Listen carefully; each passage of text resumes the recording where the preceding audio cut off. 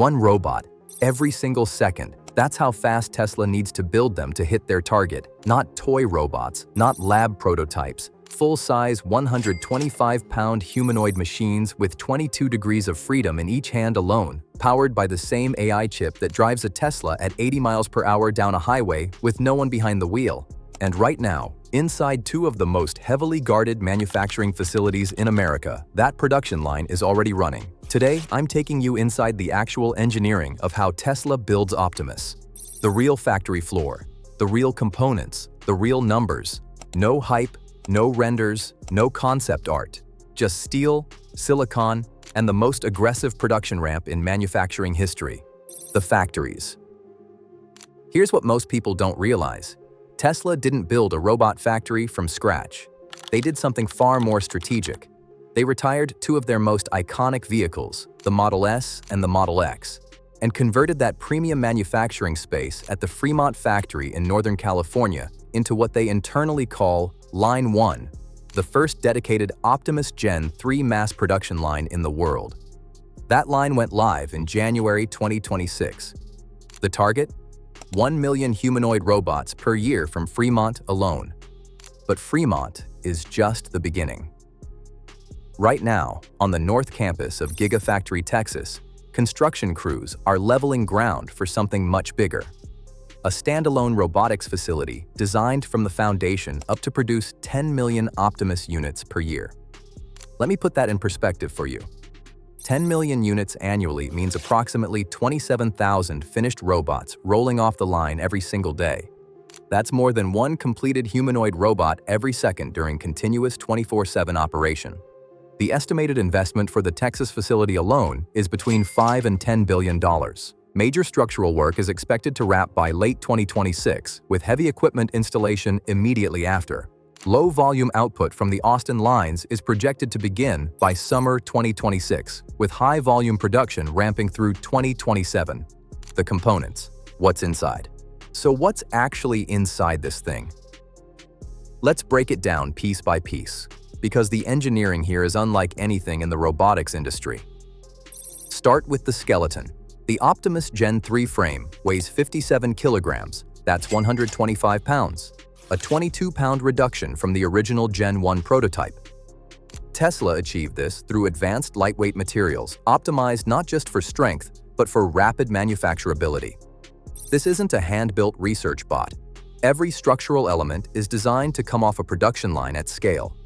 Powering the entire system is a 2.3 kilowatt-hour battery pack located centrally in the torso, using Tesla's own 4680 cell technology, the same cells going into their vehicles.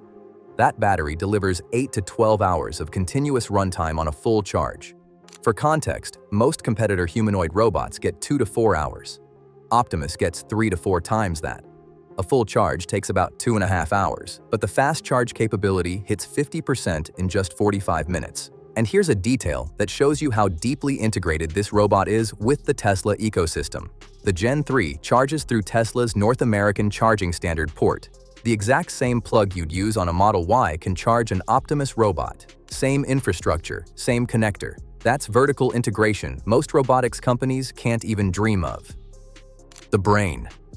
At the absolute core of Optimus is Tesla's custom AI 5 chip, a direct descendant of the full self-driving processor in every Tesla vehicle. This chip processes 250 trillion operations per second natively inside the robot's torso. It runs 48 discrete neural networks simultaneously, handling everything from visual perception to motor control to real-time decision-making. And Tesla isn't relying on outside chip suppliers to power millions of these robots. In March 2026, Tesla, along with SpaceX and xAI, announced the construction of Terafab, a $20 to $25 billion semiconductor fabrication facility in Austin, Texas. This is Tesla building its own chip factory, 2-nanometer process technology, up to 1 million wafer starts per month. That's roughly 70% of TSMC's entire current global output, all under one roof. Elon Musk was blunt about why.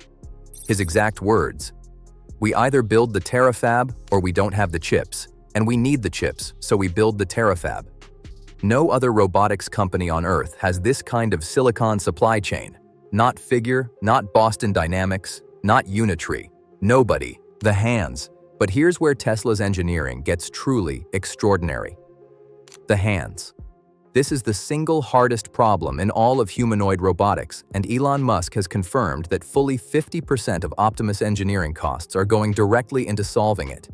The human hand has 27 degrees of freedom. That's 27 independent ways your fingers, thumb, and wrist can move.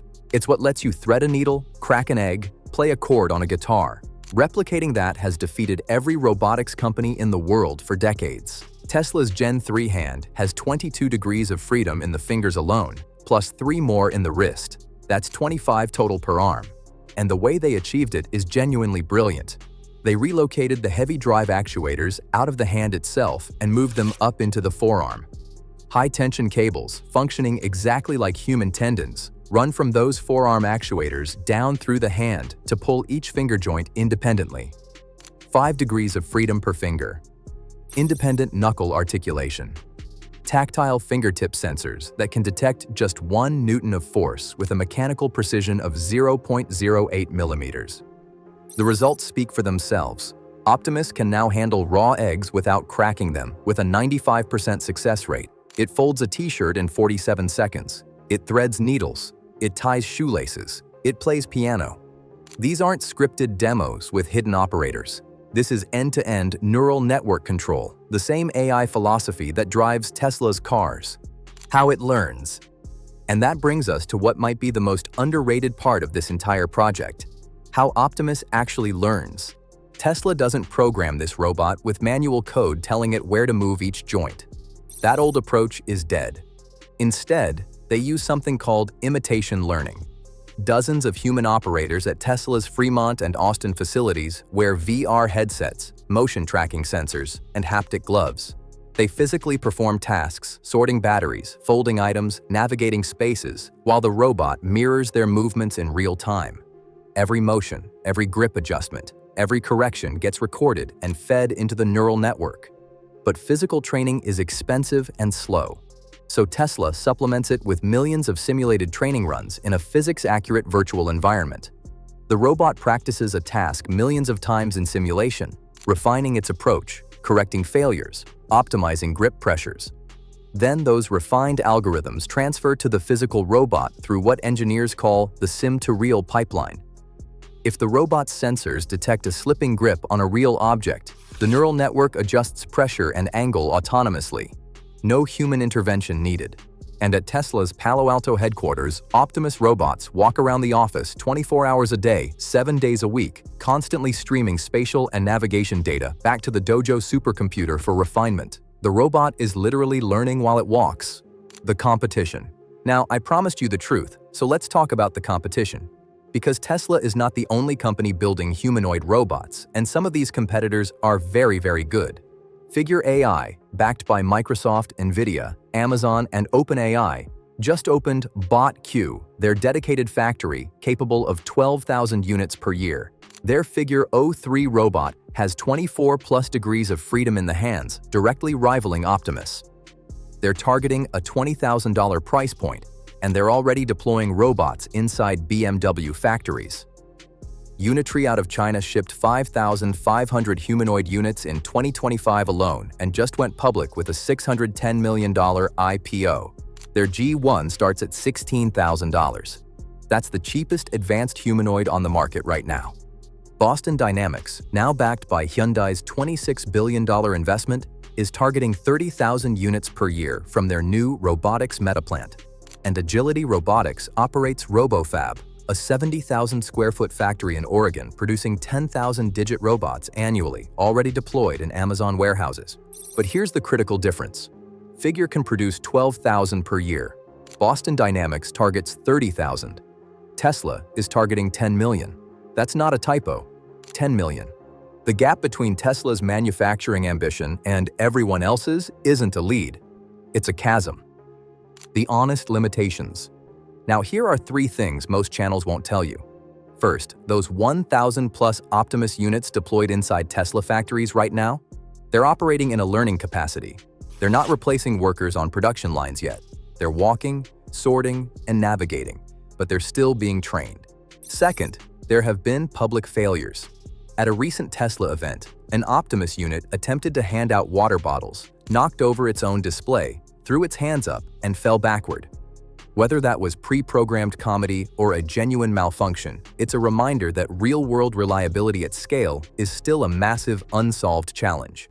And third, Musk himself admits that scaling the Optimus supply chain is harder than Cybertruck, a vehicle already infamous for production delays. The timelines are aggressive. They may slip. That's reality. But here's what the skeptics are missing. Every major technology in history looked unreliable in its early production phase. The first Model 3s had panel gaps you could fit your hand through. 3 years later, Tesla was producing 500,000 vehicles a year. The pattern is always the same.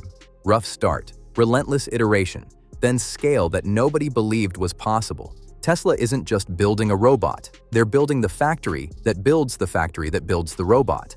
They're building their own chips, their own batteries, their own AI training infrastructure.